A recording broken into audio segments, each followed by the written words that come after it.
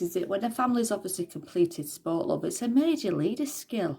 I mean, you've got tales of the fact of, a Queen Victoria going to tell, people from across abroad to come and play for our teams and obviously against. And Sir David Lindsay, resident at Hare Hall, he would therefore look out for atmosphere, making, different countries, welcome into the sport. And then later, my family tree is gone into sport with some sort of royal connections. In some of that, it's a great lead, because if you put your tree into sport in the 1930s or 1950s, a good leadership skill with the fact of acknowledging that some of the older generation came in with speech delay, and this is half the time people don't really understand from a younger generation, what is this typical person. A lot of people from the older generation got over communication skills and didn't quite complete academic skills, but they had reasonable intelligence to have an actual talent in the sport, or even do some sort of assistant work as an actual assistant level. So they didn't become managers.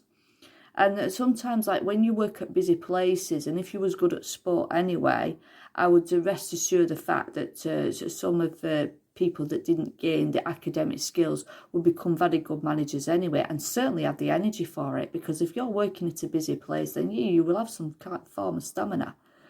The trouble is, with speech delay, probably more so in the 1920s, 30s, 40s and 50s. By the time you've obviously got to 60s, 70s and 80s, something might start fizzling out for a younger generation to actually understand, right? And if you was obviously looking after celebrity from an Irish point of view, right, you have to have good leadership skills to try and not discriminate people out of sport. Unfortunately, even your managers might have found it hard as a result what's going on with the speech delay person. And a lot of time, they get over speech difficulty and not gain 3 levels of education.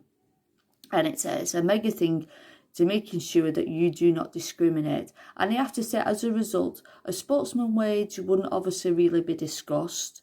Apart from that, is that if you were from a generation family where sport's being passed down, you've done sport yourself, and you went with somebody, you've got the same common interest as the other person that you've actually gone with, because they're obviously achieving sport, and then they've had family members in the past that have done sport.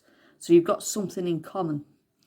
Sometimes you might not even stick to the same thing. You might go with other celebrities and not mind sharing different talents and so on, love.